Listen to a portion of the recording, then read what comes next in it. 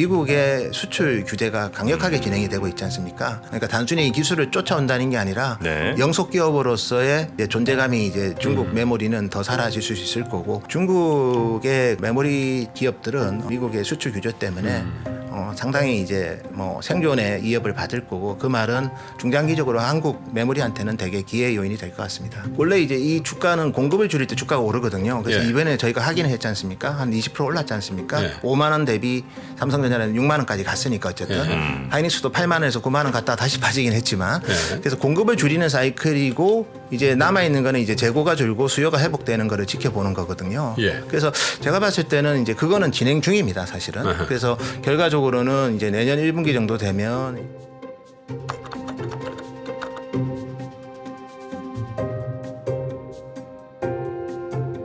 자, 그러면 정말 어디가 끝인지 모르겠는 이 반도체 업황. 반도체 업황 그리고 삼성전자 하이닉스 어떻게 되는 주가는 네. 이 질문들에 대한 답을 혹은 의견을 갖고 오신 우리 현대차증권의 노근창 센터장님 모시겠습니다. 어서 오십시오. 안녕하십니까? 어서 오세요. 진짜 예. 오랜만에 뵙습니다. 예, 업황도 안 좋고 좀 여러 가지로 하여튼 자중하고 있습니다. 자주. 네. 아무래도 좀 이렇게 오랫동안 좀 안 좋아지면 네. 좀 불편하시겠다, 그렇죠? 예, 뭐 불편하죠. 그리고 네. 뭐 최근에 저희도 연간 전망 자료 써서 네. 프레젠테이션 하면서 고객들 고민도 또 생각보다 깊고요. 그래서 어쨌든 여러 가지로 좀 다양한 소통을 하고 있습니다. 네. 자, 뭐 시간이 제한돼서 질문으로 좀 들어가 볼 텐데 일단 이 반도체 시장이 뭐 좀 예. 되긴 했는데 예. 작년 재작년보다 급전직하로 떨어지는 가장 예. 근본적인 이유부터 좀 예상보다 훨씬 안 좋은 것 예, 같아요. 너무 많이 안 좋죠. 제가 네. 준비한 테이블이 오늘 좀 네. 일부러 좀 차트를 좀 많이 준비해 봤는데요. 그림 1부터 먼저 보시면 네, 보면서 얘기하죠. 예, 사실은 이제 우리 TSMC가 이제 주력인 파운더리 같은 경우에는 네. 매출액이 뭐 3분기에도 350억 불로 많이 늘었습니다. 근데 디램하고 낸드는 저 보시면 3분기에 매출액이 28% 줄었고요. 2분기 대비. 네. 낸드 같은 경우에는 24% 줄었죠. 이렇게까지 급하게 주는 경우는 많지 않거든요. 그래서 결국은 뭐 가장 큰 원인들을 저희가 찾다 보면 결국 이제 재고 관리에 대한 이슈가 제일 큰데요. 그래서 동 차트가 이제 무라타라는 일본 기업이 있습니다. 일본 기업이 이제 무라타가 이제 4월 말이 이제 수정 변경전 기준이고 10월 말에 이제 발표한 게 이제 어쨌든 변경 후 기준인데 6개월 만에 무라타는 참고로 전 세계 MLCC 시장 1등 기업이거든요. 저 수요라는 거는 이제 무라타의 고객들의 생산 수요라고 보셔야 됩니다. 근데 스마트폰 같은 경우에는 4월 말에 13.7억 대를 생산할 거라고 봤는데 지금 10월 말에는 10.9억 대, 20% 정도. 어쨌든 왜냐하면 무라타가 되게 신중한 기업인데 6개월 만에 저렇게 시장 전망을 20% 낮췄다는 거는 제조업체들이 재고 관리가 얼마나 좀 강도 높게 진행되는지를 저 지표를 통해서 저희가 알 수 있을 것 같습니다. 네. 예. 그러니까 이런 모바일 기기라든지 뭐 여러 가지 하여튼 수요가 워낙 안 좋으니까 예. 삼성전자나 하이닉스 같은 업체들이 네. 실적이 안 좋을 수밖에 없다. 예. 근데 사실은 이제 재고 관리가 실질적으로 저희가 체크해 보면 제일 나쁜 게 이제 유통 채널에서도 재고가 계속 쌓여 있으면 이건 회복이 언제 될지 아무도 알 수가 없습니다. 근데 다행스러운 거는 유통 채널에서는 재고가 소진이 좀 되고 있어요. 유통 채널에 가면 뭐 베스트바이 이런 데. 예, 뭐 예를 들어서 뭐 판매상에서 보통 재고라는 게 삼성 하이닉스가 갖고 있는 인하우스 재고가 메모리 있고. 재고가 있고 네. 그다음에 뭐 예를 들면 뭐 샤오미랑 오포, 비보가 갖고 있는 그들의 완제품 회사의 재고가 있겠죠.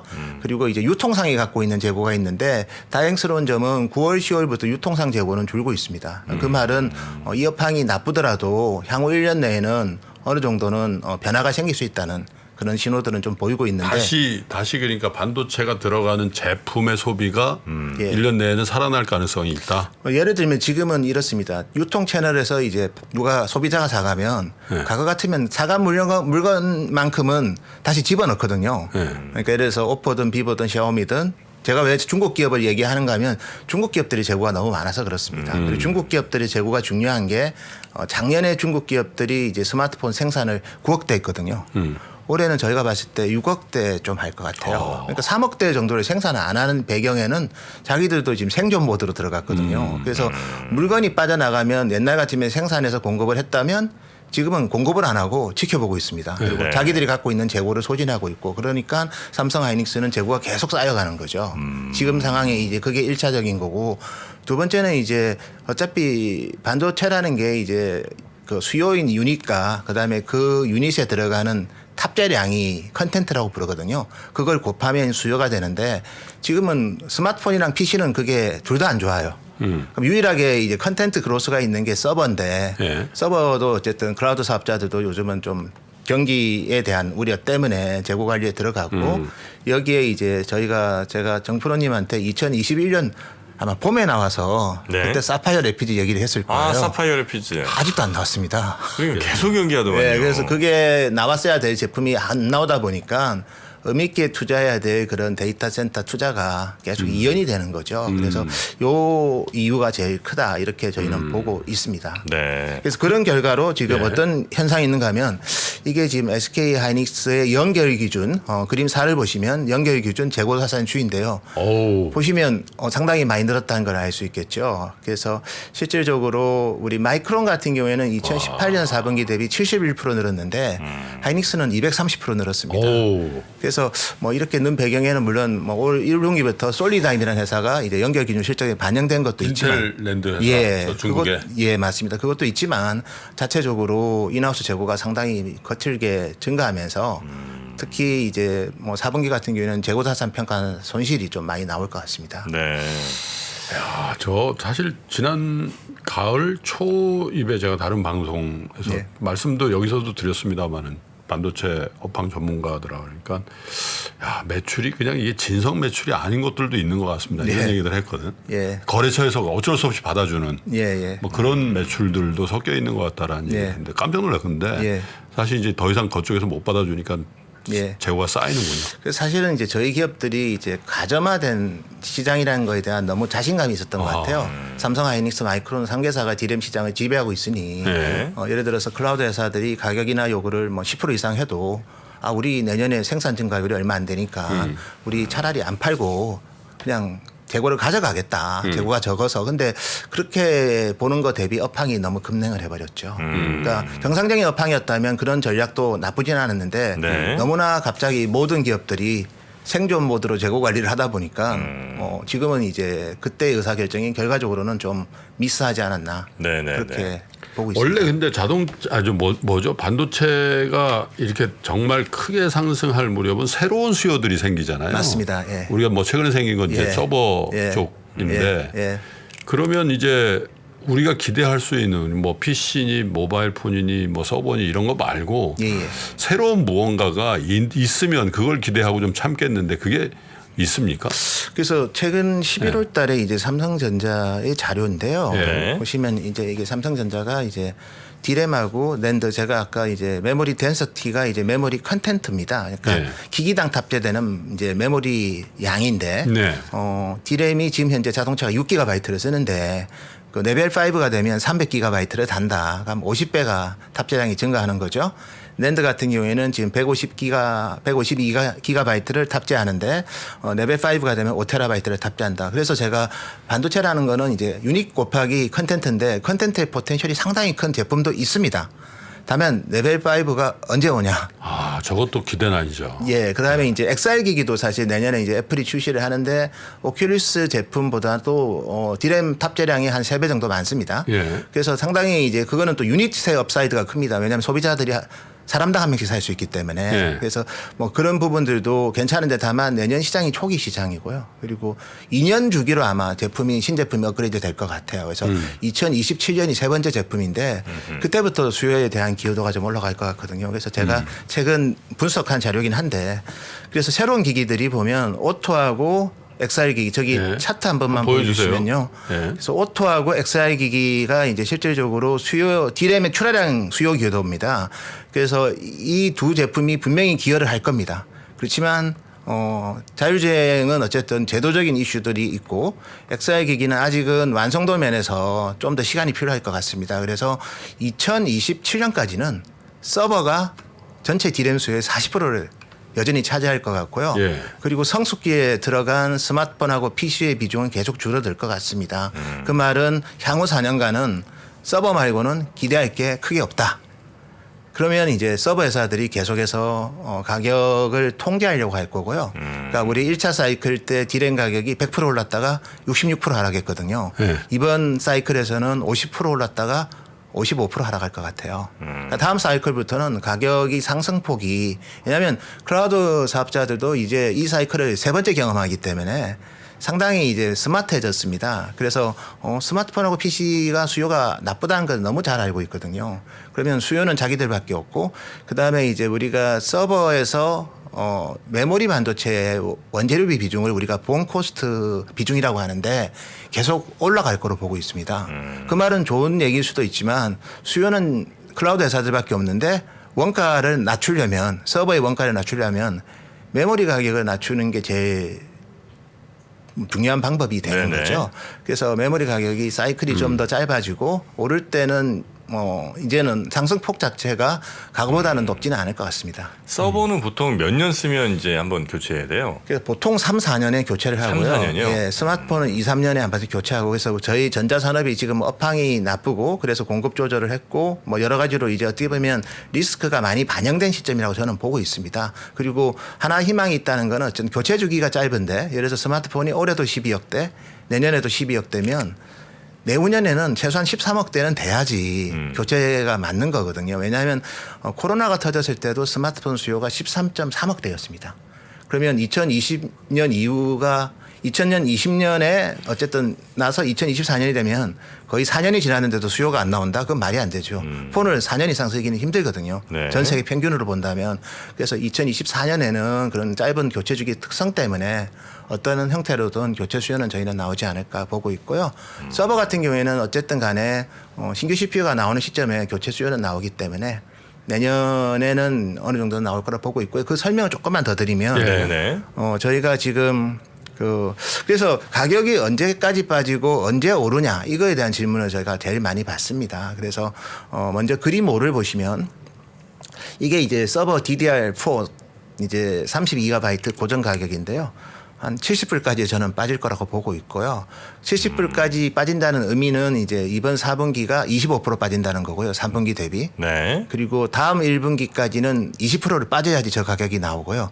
저 가격의 의미는 제가 뭐 단순하게 계산한 거지만 서버에서 D램의 본 코스트 여기서 RDIM이라는 게 D램 모듈인데요. 그 원가 비중이 21.3에서 이제 10% 이하로 가는 거죠. 10% 이하로 가면 서버를 구매하는 클라우드 회사들 입장에서도 10% 깎아봤자 이제 원가를 1%밖에 안 줄입니다. 그러니까 굳이 저기서부터는 가격을 깎는 것에 큰 실익이 없는 국면이 저는 본코스트 10%라고 보기 때문에 내년 1분기까지 가격 하락이 어느 정도 마감되면 그다음부터는 횡보하면서 수요가 나오는지를 지켜볼 것 같아요. 수요가 나오면 디램 가격이 오를 거고 수요가 나오지 않으면 횡보하는 국면이 전개되지 않을까 그렇게 보고 있고요. 그래서 제일 어떻게 보면 이번 사이클을 왜곡시켰던 주범인 인텔의 사파이어 래피드 저기 SPR이 사파이어 래피드입니다. 사파이어 래피드의 그 클라우드 사업자별 탑재 계획을 보면 MP가 매스 프로덕션의 의미고요. 그래서 탑재 계획을 보면 AWS 아마존은 내년 2월 달부터 탑재 계획이고요. 그다음에 이제 구글이 2월 달이고 근데 이제 마이크로소프트하고 메타 같은 경우에는 이제 5월 달하고 7월 달입니다. 그래서 클라우드 사업자들도 인텔을 지금 믿지 못한다는 의미입니다. 저게. 그래서 의미 있게 공급된 걸 확인하고 구매하겠다. 그런 어쨌든 현재 흐름이기 때문에 네. 서버 관련해서 이제 사파이어 래피드발 수요는 내년 2분기부터 좀 나온다고 봐야 될 것 같고요. 두 번째는 저희가 여기서 간과해서는 안 되는 게 지금 사파이어 래피드가 이제 올 1분기에 나왔으면 저 32GB DDR5 가격이 220불 정도 될 거거든요. 근데 내년 1분기에 나오면 100불이 언더입니다. 98불입니다. 그래서 클라우드 회사들은 DDR5 나오기 전에 방부터 50% 인하하고 구매하는 거죠. 그래서 인텔이 여러 가지로 우리 디램 회사들한테는 많은 기회를 좀 잃게 한 거는 분명한 것 같고요. 그 말은 이제 왜 그러면 이제 결과적으로 DDR5가 어쨌든 프리미엄이 있는가 하면 DDR4 대비 칩 사이즈가 큽니다. DDR4 대비 한 보통 20% 정도 큰데요. 사이즈가? 예, 원 Y 기준으로 원 Y라는 거는 이제 17나노에서 만들었을 때 DDR4보다 20% 큽니다. 왜냐하면 에러 커렉션 코드라는 뭐 좀 전문적인 용어긴 하지만 그런 기능들이 들어가서 디램의 칩 사이즈가 큰데 근데 이제 가격이 너무 낮은 가격에서 지금 출발을 하기 때문에 스타팅 프라이스가 그러면 이제는 D램의 칩 사이즈를 무조건 줄여야 됩니다. 그러면 원 알파든 원 베타든 삼성전자는 이미 뭐 원 A라고도 부르기도 하지만 그런 14나노 공정에서 만들거나 아니면 13나노에서 공정에서 안 만들면 이 정도 가격에서 시작하면 원가를 낮출 방법이 없는 거죠. 그래서 네네. 결국은 투자를 많이 해야 되는데 네. 많은 기업들이 지금 투자를 줄이지 않습니까? 하이닉스 뭐 마이크론 내년에 설비 투자를 올해보다 50% 이상 줄이겠다고 지금 발표를 했기 때문에 결국은 오히려 지금의 DDR5가 적정한 가격에서 시작을 했으면 천천히 이제 EUV 투자를 해도 되는데 네. 너무나 낮은 가격에서 지금 스타팅을 하기 때문에 결국은 이제 돈 있는 회사가 이 시장을 의미 있게 먹는다고 봐야 될 것 같고요. 결국 이제 삼성전자한테는 상당한 기회가 될 수도 있을 것 같습니다. 그 이제 수요가 어쨌든 지금 당장은 뭐 크게 터질 게 없는 것 같고 예. 이제 잘하면 전기차 혹은 뭐 이제 자율주행차가 이제 확산되거나 XR기 같은 게 이제 예. 많이 보급되면 그때는 이제 메모리 반도체가 좀 갈 가능성이 좀 있는 거잖아요. 예, 근데 그게 맞습니다. 당장 올해 내년은 아닐 것 같고 예, 그렇습니다. 한 2, 3년 정도 걸릴 것 같은데 그럼 이제 우리 이제 그걸 기대하고 좀 갈 수도 있는데 예. 문제는 반도체 공장을 또 지금 막 미국 뭐 이런 데서 자꾸 지으라고 그래갖고 예, 예. 짓고 있잖아요. 예, 예. 그러면 그나마 2, 3년 후를 기대하고 뭔가를 투자하려고 하다가도 한 3년 후는 또 반도체 공장을 큰 것도 막 만들어지고 하면 결국 공급이 또 늘어나니까 반도체 예. 가격 제값받기가 영 힘들 것 같다는 예. 우려가 좀 있습니다. 예, 저는. 뭐 어쨌든 미국에 짓는 공장은 물론 마이크론은 이제 입으로만 했습니다. 네. 뉴욕주에 이제 D램 공장 짓겠다고 얘기를 했는데, 근데 참고로 이제 메모리 공장이 지금 이제 미국에 있는 공장은 없습니다. 아, 그렇습니까? 파운드리 공장이고 인텔도 뭐 IDM 어차피 로직 반도체를 만드는 공장이고 그래서 지금 뭐 TSMC랑 삼성이 짓는 공장은 다 파운드리 공장이죠. 그 공장은 다 비메모리 반도체를 만드는 그렇습니까? 공장이고 지금 이제 제가 이제 뭐 메모리 반도체가 한국이 어쨌든 전체 이익을 결정하는 국가이기 때문에 결과적으로 이제 메모리 반도체는 어쨌든 수요의 포텐셜은 분명히 있습니다. 근데 네. 당장은 아니라는 거고요. 근데 그 사이에 대부분의 기업들이 내년부터 이제 삼성을 제외하고는 설비 투자를 올해보다 50% 줄입니다. 네. 그러면 이제 설비 투자를 줄이면 보통 1년 뒤부터 공급에 영향을 주고요. 감산을 하면 3개월 뒤부터 공급에 영향을 줍니다. 근데 내년에 설비 투자를 50% 줄이면 2024년부터 수급은 좀 개선이 되겠죠. 그래서 아까 이제 지적하신 메모리 반도체 공장을 짓는 회사는 현재로서는 뭐 추가될 계획이요? 삼성 말고는 뭐 크게 의미 있는, 그리고 물론 미래에 잡혀 있는 공장들은 있긴 한데요. 네네. 그게 이제 집행이 될지에 대해서는 좀 지금 업황에서는 쉽게 진행이 안 될 가능성도 있을 것 같습니다. 네. 그리고 지금 이제 낸드는 중국이 거의 많이 따라왔죠. 뭐 일단 이제는 D램보다는 훨씬 더 좀 쫓아온 측면이 있습니다. YMTC 같은 경우에 특히 그런 측면에서 자기만의 또 기술 표준이 있어서 네네. 나름 또 경쟁이 있는 제품들을 최근 들어서는 출시를 하고 있습니다. 예. 메모리는 아직은 뭐 중국 좀 어렵다고 우리가 좀 사실 예. 마음을 놔도 되겠습니까? 그래서 저는 이제 공급에 영향을 주는 게 이제 우리 기업들이 너무 업황이 안 좋아서 뭐 네. 마이크론 포함해서 네네. 설비 투자를 줄이는 것도 되게 앞으로는 영향을 줄 것 같아요, 긍정적으로. 네. 두 번째는 이제 미국의 수출 규제가 강력하게 진행이 되고 있지 않습니까? 그래서 뭐 YMTC 같은 경우에는 저는 뭐 과거에도 얘기했지만 언젠가는 블랙리스트 들 거야. YMTC 도? 근데, 근데 YMTC 블랙리스트가 이제 거의 된 것 같고요. 그러면 이제 장비 수출을 할 수가 없습니다. 그러면 이제 생존의 문제가 되겠죠. 그러니까 단순히 이 기술을 쫓아온다는 게 아니라 네. 영속 기업으로서의 이제 존재감이 이제 중국 메모리는 더 사라질 수 있을 거고 특히 이제 어플라이드 머티리얼이 이제 3분기 실적을 발표했을 때 중국 수출이 4억 불 규제 때문에 줄었다고 얘기를 했고요. 그리고 뭐 우리 YMTC는 특히 3D 랜드 쪽이기 때문에 랜드는 이제 애처가 중요하거든요. 그래서 램리서치 같은 경우에도 뭐 중국 우한에 있던 뭐 인력들을 뭐 철수시켰다는 얘기도 지금 뉴스에서 나오고 있고 그래서 중국의 그 메모리 특히 기업들은 미국의 수출 규제 때문에 상당히 이제 뭐 생존의 위협을 받을 거고 그 말은 중장기적으로 한국 메모리한테는 되게 기회 요인이 될 것 같습니다. 아 그렇습니까? 예. 근데 이제 그 못 만들게 하는 거는 뭐 우리한테는 뭐 다행인 것 같긴 한데 예. 결국 이제 우리 반도체 수출의 절반 혹은 그 이상이 아마 중국 쪽으로 가는 거죠? 예. 거기에 혹시 안 좋은 영향을 미칠 가능성은 없습니까? 뭐 그쪽은 이제 예를 들어서 이제 중국의 어떻게 보면 되게 첨단 반도체에 대한 수요를 좀 줄이면 그 첨단 반도체에 들어가는 게 제가 말한 첨단 반도체는 로직 반도체를 말하고요. 비메모리 반도체, 네네. 컴퓨팅 반도체를 말하는데 그러면 예를 들어서 엔비디아의 GPU 수출을 규제를 한다.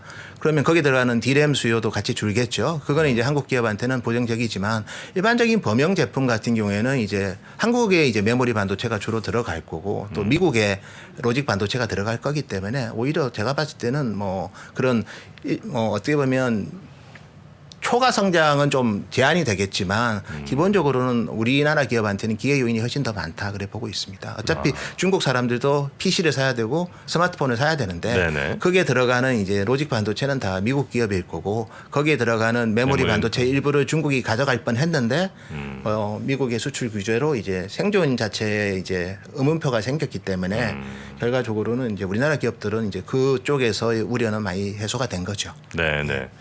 혹시 지금 우리가 알고 있는 저 반도체 메모리 반도체 예. 3사 빅3 말고 다른 데가 막 갑자기 올라올 가능성은 지금은 없는 거죠? 그 훌륭한 기업들도 이제 적자를 기록하기 시작했는데요. 네. 아마 4분기부터 적자를 기록하는 기업들이 이제 보일 건데 이제 더 진입 장벽이 높아졌죠. 그리고 수요의 포텐셜이 물론 앞으로는 또 아까 언급드렸던 자동차든 뭐 엑사일 기기든 뭐 로보틱스든 확대가 되겠지만 최소한 향후 4년간은 이제 클라우드 회사들이 이제 수요를 지배할 거거든요. 뭐 그런 또 제한된 수요 포텐셜을 본다면 단기적으로는 네. 단기적으로 들어올 기업은 뭐 없다고 보는 게 저는 현실적일 것 같습니다. 네. 이제 어떤 분들은 이제 그런 말씀하시더라고요. 어쨌든 이제 기술의 핵심은 다 미국이 이제 원청에서 네. 갖고 있는 거고 예. 장비 핵심은 일본이 이제 대체로 다 갖고 있어서 미국, 일본 뭐 플러스 잘해봐야 뭐 네덜란드 정도만 합치면 예. 메모리 반도체 회사 만드는 거 그렇게 어렵지 않을 거다. 예. 뭐 그런 얘기도 하시는데 그렇지는 네, 않겠죠. 뭐 설계하고 뭐 이런 거는 뭐 네. 기초적인 파일럿 생산 이 정도는 가능하겠지만 또 매스 프로덕션은 또 양산. 다른 문제고요. 두 번째는 이게 이제 우리 파운드리랑 로직 반도체처럼 딱 뭐 고객을 정해놓고 생산하는 게 아니라 이거는 고객이 없으면 땅에다 묻어야 되거든요. 그러면 천문학적인 적자가 납니다. 조단위 적자가 나는데 그것도 반복적으로 난다고 하면 일시적으로 나면 한 번 정도라고 생각하는데 상당히 반복적으로 나기 시작하면 뭐 산업의 매력도는 되게 떨어지는 거죠. 결국 그 이유 때문에 가점화가 된 거고 네, 여기서 다시 이제 뭐 예를 들어서 다양한 기업들이 들어올 가능성은 오히려 더 줄지 않을까. 왜냐하면 저번 사이클에서는 그래도 적자는 안 났거든요. 네, 네. 2019년 사이클에서는 디램 가격이 66% 하락했지만 다 흑자 났습니다. 이번 사이클은 이제 뭐 내년 1분기 정도 되면 한 55% 하락할 것 같은데 뭐 삼성을 제외하고는 대부분 적자 날 것 같거든요. 그러면 이제는 이거 적자까지 나는 사이클인데 버는 돈의 한 상당 부분을 투자까지 해야 되고 과연 매력적인 산업일까 그렇게 안 볼 것 같습니다. 그 정프로가 뭐 재벌 그 막내 아들을 좀 열심히 보고 있어서 역시 훌륭하십니다. 수양전자를 생각하는 모양인데 그 TSMC와의 관계 좀 여쭤볼게요. 예. 뭐 사실 한 3, 4년 전에 삼성전자에 대한 기대는 예. 뭐 워낙 이제 개인 투자자들이 예. 한국의 대표 기업, 세계 글로벌 대표 기업이니까 상면도 있으나 예. 플러스 알파가 뭐였냐면 시스템 반도체 쪽에 예. 이거 TSMC 쫓아가서 네. 성과를 낼 것이다라는 어떤 그 네, 기대가 맞습니다. 굉장히 있어서 사실 8, 9만 원 갔던 것 같거든요. 예, 맞습니다. 기존의 메모리 가지고는 그거는 좀 쉽지 않은 한계가 있죠. 한계가 예, 있으니까. 근데 이게 어떻게 되고 있는 건지 뭐 미국에 공장을 짓고 해서 뭐 격차를 줄이려는 노력을 일부 하는데 TSMC 행보는 훨씬 더 강포 행보 나오잖아요. 그래서 TSMC는 지금 뭐 중국의 난징 공장은 이제 앞으로 설비 투자를 못 할 거고요. 미국의 규제 때문에. 그래서 이제 미국의 애리조나에 있는 피닉스 공장과 그다음에 일본의 구마모토 공장 두 개를 아마 해외 공장에 축이 될 것 같고요. 네. 미국 공장은 이제 5나노, 뭐 4나노, 3나노 이런 선단 공정 중심이 될 거고 구마모토 공장은 이제 14나노, 16나노 중심의 3D 핀팻 위주의 공장이 될 것 같아요. 그래서 뭐 되게 어떻게 보면 그 두 지역에서는 상당히 뭐 고객과의 관계가 더 공고해지지 않을까 그렇게 보고 있고요. 저희도 사실 삼성 파운드리랑 LSI 기대를 많이 걸었는데 지금은 저희가 어느 정도는 현재 상황을 좀 점검할 필요가 있을 것 같아요. 그래서 네. 제가 차트를 2개 준비했는데요. 네. 먼저 그림 12를 보시면 이게 TSMC의 그 연간 분기별 실적 매출액과 ASP 차트인데요. 보시면 ASP가 가파르게 오르고 있죠. 그래요? 그게 이제 팬데믹이 났던 2020년 전, 즉 2019년 4분기 대비 TSMC ASP는 38% 올랐습니다. 예. 우리 삼성의 메모리 반도체 가격은 올랐다 내렸다 계속 반복하는데 네. 저기는 계속 오르고만 있어요. 결국 이유가 뭘까? 물론 이제 파운드리가 이제 특히 비메모리 반도체 공급난 때문에 수요가 부족한 측면도 있지만 그것보다는 7나노, 5나노 같은 그런 선단 공정에 대한 고객들의 수요가 TSMC에 다 몰리고 있다는 겁니다. 그래서 그 레벨을 좀 제가 정리를 했고요. 뭐 삼성은 숫자를 공개를 안 하니까 제가 추정한 거고요. TSMC는 저희가 3분기까지 실적에다가 4분기 예상치를 이제 대입을 한 건데요. 어쨌든 7나노 이하 매출액을 보면 TSMC는 400억 불이고요. 삼성은 50억 불 정도니까 이 시장의 90%는 TSMC가 장악하고 있다는 겁니다. 네. 아시겠지만 시장 점유율 90%면 그게 절대선이라고 좀 보셔야 돼요. 조금은 이제 좀 경쟁력 있는 팹리스 회사라면 이온화도 물론 당연히 진행도 하지만 삼성으로 그래도 기본적인 핵심 물량은 TSMC한테 맡긴다는 거를 좀 저희가 보는 게 좀 더 현실적인 거고 그 말은 이제 삼성이 기존의 핀팻 기반의 선단 공정에서는 사실은 점유율을 높이는 게 만만치 않다. 그렇게 보는 게 현실적인 거죠. 90%를 TSMC가 하고 10%를 삼성이 한다면 누가 보더라도 특히 우리 맡기는 기업들이 다 돈 많은 기업들이잖아요. 엔비디아든 AMD든 애플이든 예를 들어서 뭐 대부분 다 뭐 자금력이 좋은 회사들인데 뭐 이온화도 물론 당연히 트라이 하겠지만 기본적으로는 그래도 그런 이온화보다는 좀 신뢰성에 대한 믿음이 더 중요하겠죠. 트랙 레코드가 더 중요하겠죠. 그래서 이제 삼성이 이제 결국 우리가 작년부터 계속 했던 얘기고 올 상반기에 결국 양산에 성공을 했던 게 이제 공정이 바뀐 게이트오라운드 또는 MBC 팻이라고 하는데 어쨌든 그 제품이 저는 되게 포텐셜이 있어야 된다고 봅니다. 있다고 말하기에는 좀 있어야 된다고 봅니다는 뭡니까? 예, 왜냐하면 그렇게 해야지 삼성이 이제 파운드리에서 기회를 잡아갈 수 있다는 거죠. 그래서 제가 준비한 차트 있어야 그림 된다고 봅니다. 예, 그림 14를 오늘 좀 보수적으로 말씀드렸습니다. 예. 그래서 그림 14를 보시면 아마 내부에 있는 분들은 일단은 제가 봤을 때는 이렇게 핀팻에서 MBC 팻으로 갔을 때 뭐 스피드가 성능이라고 좀 보시면 될 것 같고요. 에어리어가 이제 칩 사이즈라고 보시면 될 것 같은데 파워가 제일 중요합니다. 전력 소모가 저기 삼성 파운드리 5나노 인핸스드 대비 삼성 파운드리 3나노 인핸스드가 전력 소모가 45%가 정말 줄면 그럼 고객들은 계속 TSMC만 고집은 안 할 수 있고요. 그리고 이 3나노에서 끝나는 게 아니라 2025년 하반기부터는 2나노로 가거든요. 네. 2나노로 갈 때 이제 삼성이 이제 소프트 스위칭을 잘해야 되고요.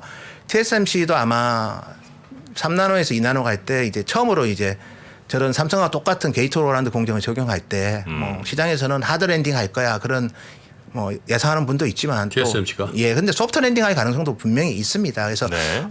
어쨌든 간에 삼성은 향후에는 요 공정에서 미리 매를 맞았기 때문에 여기서 기술 격차를 좀 높여 놓는다면 네. 저렇게 90%를 TSMC가 선단에서 가져가는 이 구도가 좀 변화가 생길 수는 있는 거죠. 그리고 변화가 생길 때 단순하게 기존 고객인 뭐 퀄컴, 뭐 엔비디아가 다시 뭐 기존의 플래그십에 돌아오는 것도 중요하지만 새로운 고객을 만드는 게 더 중요하다고 네, 봅니다. 네, 네. 예. 아 근데 그 2나노로 줄이는 게 예. 2나노 줄여서 성공하는 게 예. 뭔가 큰 삼성전자에 좋은 일이 되는 건지가 이제 살짝 저는 이제 의심스러운데 예. 예를 들어 100나노에서 50나노 줄고 이러면 이제 크기가 엄청 줄어들 거 아니에요. 예. 성능 높아지고 예. 50에서 25나노 것도 역시 뭐 되게 좋아지겠죠. 예. 근데 이제 예를 들어 100나노에서 99나노 줄어든다고 그게 무슨 의미는 없을 거 아니에요. 예. 근데 지금 이제 3나노에서 2나노 가자고 하는 거잖아요. 예. 예. 그러면 줄어드는 것 혹은 뭐 효율은 아주 조금 좋아지는데 예. 그거 하려고 어마어마하게 비싼 저 EUV 장비니 예. 뭐 무슨 어마어마한 돈들이 기술 투자해야 될 거 아니에요. 그렇습니다. 예. 맞습니다. 그거 한다고 이게 삼성전자 이제는 2나노 삼성이 성공했으니까 좀 괜찮겠다 싶은 마음을 드는 게 좀 이상한 거 아닙니까? 예. 그래서 제가 아까 초기에 보여준 것처럼 저기 성능이 예를 들어서 20% 더 늘고 면적이 16% 더 줄고 이건 물론 3나노와 5나노의 비교지만 네. 근데 이게 전력 소모가 45% 주는 거는 되게 중요합니다. 요즘은 네네네. 전린 에너지도 네네. 중요하고 스마트폰은 특히 뭐 배터리가 중요하고 전기차도 배터리가 중요하고 네네네. 데이터 센터도 전기가 전력 사용량이 많은 곳이죠. 그래서 저는 전력 사용의 효율성 제고는 솔직히 애플이 제일 관심이 많아요. 전력 사용을 효율성을 제고시킨다는 거. 그래서 45%면 상당히 많이 주는 건데 네네네네. 이게 3나노 2세대 버전이 이런 거고요. 2나노는 5나노 대비해서는 더 많이 줄겠죠. 그래서 지금 TSMC의 핵심 공정은 아직도 5나노입니다. 아직까지 7나노가 5나노보다 약간 많지만 아마 이번 분기에 역전할 거고요. 그러니까 내년부터는 이제 TSMC가 4나노가 이제 주력인데 네. 어쨌든 간에 5나노, 4나노 대비해서는 뭐 특히 핀팹 대비 이렇게 게이트 올라운드를 했을 때는 전력 소모가 이론적으로 물리적으로는 많이 줄어야 되거든요. 그래서 저는 되게 중요한 변곡점입니다. 단순하게 나노로서의 그냥 사이즈가 그 중요한 게 의미가 아니라 아니고. 이 기술의 변화는 결국 전력 사용의 효율성을 제고하는 기술이고 네. 전력 사용의 효율성 제고는 우리 모든 인류가 지금 에너지 난을 겪고 있지 않습니까? 네네네. 에너지를 효율적으로 쓰는 거는 어떤 것보다 중요한 저는 절대적인 가치가 될 수 있다고 보고 있거든요. 네네네. 그리고 모바일 기기를 주로 만드는 고객 입장에서는 이게 상당히 중요하죠. 배터리의 효율적인 사용은 더욱더 많은 컨텐츠를 즐길 수가 있는 거거든요. 그런 차원에서 전력 사용의 효율성 제고는 글로벌한 패밀리스 기업 입장에서는 상당히 관심이 가는 분야일 거는 저는 분명할 것 같습니다. 네. 자, 뭐 시간이 얼마 안 남아서 예. 간단히 뭐 우리 투자자 여러분들 그래도 가장 관심 있어 하는 게 주가니까 예, 예. 또 뭐 노우탄 선생님이 이제 산업을 분석하는 게 주가를 전망하기 위해서 하시는 분이니까 예, 예. 일단 보수적으로 생각해야 되겠네요. 뭐 삼성전자, 하이닉스. 예, 근데 이제 원래 이제 이 주가는 공급을 줄일 때 주가가 오르거든요. 그래서 예. 이번에 저희가 확인을 했지 않습니까? 한 20% 올랐지 않습니까? 예. 5만 원 대비 삼성전자는 6만 원까지 갔으니까 어쨌든 하이닉스도 8만 원에서 9만 원 갔다가 다시 빠지긴 했지만 예. 그래서 공급을 줄이는 사이클이고 이제 남아 있는 거는 이제 재고가 줄고 수요가 회복되는 거를 지켜보는 거거든요. 예. 그래서 제가 봤을 때는 이제 그거는 진행 중입니다, 사실은. 아하. 그래서 결과적으로는 이제 내년 1분기 정도 되면 이제 고객사의 재고가 많이 소진이 될 거고요. 예. 그리고 내년 2분기부터는 뭐 서버 DDR5 수요가 나올 거고 그래서 주가는 제가 봤을 때는 1분기 정도에는 저점을 형성할 것 같아요. 내년 물론 1분기? 예. 그리고 어느 시점이 좋을까로 본다면 저는 뭐 왜냐하면 삼성은 저는 걱정은 안 합니다. 어차피 시장 점유율 올라갈 거고 내년에도 흑자가 날 거기 때문에 삼성전자의 북밸류에 대한 믿음은 다 있지 않습니까? 5만 원 초반은 내년에 북밸류가 될 거니까 결과적으로 PBR 한 배에서는 얼마든지 저는 매력적인 주가가 될 것 같고요. 반면에 하이닉스는 적자가 나기 시작했기 때문에 북밸류가 얼마인지를 잘 시장에서도 많이 의견이 다릅니다. 그 말은 이제 그리고 하이닉스의 또 실적에는 또 지금 우리가 확인해야 될 게 솔리다임. 아, 그게 예, 참, 예. 정말 예, 그리고 이제 뭐 어쨌든 뭐 재고자산에 대한 그런 부분도 있고 그다음에 악수였어요. 예, 그리고 뭐 키옥시아 투자한 지분 가치도 한번 또 봐야 될 것 같고 업황이 다 나빠지고 있기 때문에 그래서 저는 1월 말 정도에 이제 하이닉스가 이제 4분기 실적이 나오거든요. 그때가 저는 좋은 진입 시기가 되지 않을까. 그렇게 보고 있고 삼성은 뭐 그런 뭐 적자의 리스크가 없기 때문에 네. 삼성전자는 그냥 가격대 5만 원 초반 오면 좀 편하게 사시고 5만 원 중반부터는 너무 두려울 이유는 없을 것 같아요. 그리고 제가 봤을 때는 내년 3분기는 어떤 형태로든 수요는 회복됩니다. 이유는 그 스마트폰 회사들은 창고가 비어 있어요. 내년 3분기 되면. 그러면 창고를 채우기 위한 반도체 주문이 나올 겁니다. 네. 고객이 사든 말든 간에 창고는 어느 정도는 채워놔야 되거든요. 그게 저희는 이제 내년 3분기에 나올 거고 서버는 내년 3분기 되면 DDR5 수요가 그래도 아까 뭐 보여줬던 그거 계획보다는 좀 더 좋은 흐름에서 교체가 될 거기 때문에 내년 3분기 회복은 뭐 합리적으로 제가 봐도 가정을 하더라도 충분히 가능하다. 다만 이제 과거보다 이게 디램 가격이 올라가는 폭은 적을 수 있기 때문에 결과적으로는 우리 수익률을 생각하면서 업사이드 해야 된다. 포텐셜을 고려해 본다면 지금은 잘 사야 됩니다. 그래서 업황이 좋아질 때 사면 별로 이득이 별로 없을 수도 있어요. 왜냐하면 과거만큼 디램 가격이 안 오를 수 있습니다. 오를 때 예를 들어서 70불 빠져서 10% 올라봤자 77불인데 이번 4분기보다 가격이 낮다는 거거든요. 내년 하반기에 올라도. 그 말은 실적이 좋아져도 디램 가격이 올랐는데도 실적이 이거밖에 회복이 안 돼? 그렇게 볼 수 있다는 거죠. 그래서 결국은 좋은 가격에 사야 된다. 그 말씀을 제가 드리고 싶습니다. 네. 또 하시죠. 자, 오늘은 꽉 채웠네요. 노은창 센터장님과 함께 반도체 알아봤고요. 오늘 말씀 대단히 고맙습니다. 고생하셨습니다. 내년에 뵙겠습니다. 네, 감사합니다. 네. 새해 복 많이 받으십시오. 새해 복 많이 네. 받으십시오. 네.